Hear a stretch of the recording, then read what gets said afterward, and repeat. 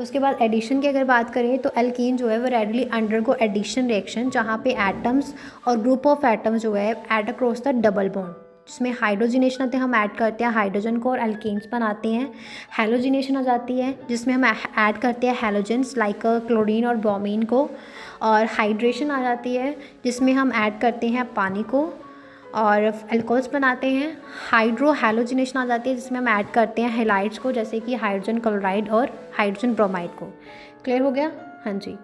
तो उसके बाद इसके आगे और सब टॉपिक्स हैं, जैसे हमारे पास आ जाता है addition reaction of HBr to symmetrical alkenes. Addition reaction of HBr to hydrogen bromide to symmetrical alkenes जो हैं ये होते हैं इलेक्ट्रोफाइल एडिशन मैकेनिज्म के थ्रू। ओके।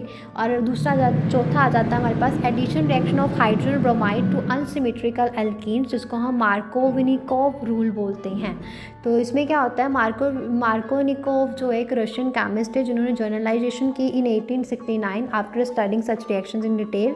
और ये generation lead Markovnikov to frame a rule called Markovnikov rule. तो ये रूल ये बोलता है कि नेगेटिव पार्ट जो है एडेंडम का वो अटैच हो जाता है कार्बन एटम के साथ, जो कि प्रोसेस करता है laser number of hydrogen atoms को। इसके अकॉर्डिंग रूल के करके प्रोडक्ट 1 जो है, जैसे 2 ब्रोमोप्रोपेन है, वो इज़ एक्सेप्टेड। मतलब एक्चुअल प्रैक्टिस जो है is a principal product of the reaction. This generalization of Markovnikov rule can be better understood in terms of mechanism of this reaction.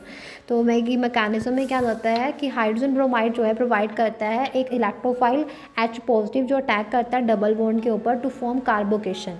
सो कि सेकेंडरी कार्बोकेशन जो है बहुत ज़्यादा स्टेबल है दैन प्राइमरी कार्बोकेशन। तो former जो है predominate because it is a form at a fastest rate. तो कार्बोकेशन जो है अटैक बाय ब्रोमीन जो है bromide ion to form an product.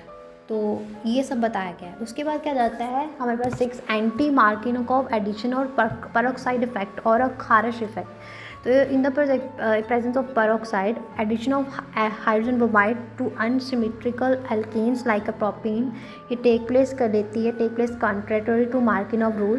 तो ये इसलिए होता है क्योंकि हाइड्रोजन ब्रोमाइड जो है but not with hydrogen chloride and hydrogen H1 addition reaction जो है वो ऑब्जर्व की जाती है MS खारिश और FR मायो के द्वारा 1938 at the university of Chicago. तो ये रिएक्शन जो है is known as a peroxide और अ खारिश इफेक्ट और एडिशन रिएक्शन एट और a reaction anti to Markovnikov rule.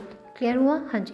तो सेकेंडरी फ्री रेडिकल ऑब्टेन किए जाते हैं इस मैकेनिज्म के थ्रू, जो कि बहुत ज़्यादा स्टेबल है दैन प्राइमरी, और एक्सप्लेन करते हैं formation of 1 bromopropane as the major product. और it may be noted that peroxide effect is not observed in the addition of HCl and HI।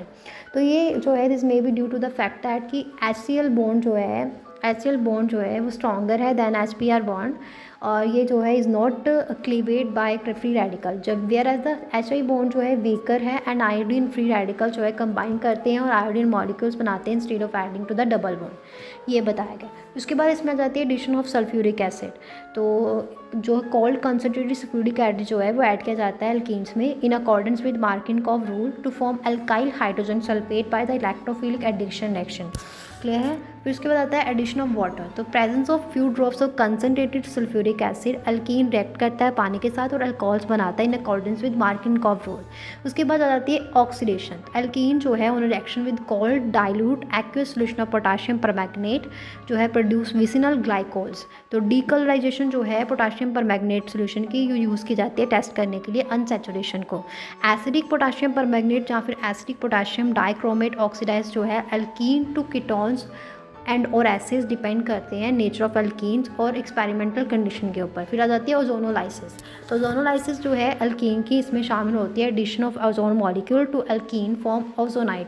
तो ये जो है क्लीवेज जो है ओजोनाइड की बाय जिंक H2O जो है smaller detecting the position of double bond in alkenes और अदर अनसैचुरेटेड कार्बन्स।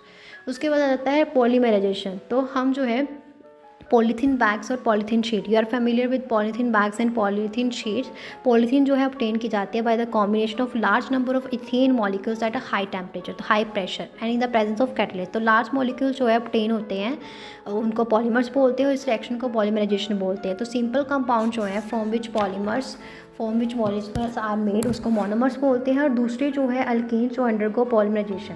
और पॉलीमर्स जो है यूज़ किए जाते हैं मैन्युफैक्चर करने में प्लास्टिक बैग्स को, स्क्यूज बॉटल्स को, रेफ्रिजरेटर डिशेज़ को, टॉयज़ को, पाइप्स को, रेडियोज़ को, टीवी को, कैबिनेट्स को।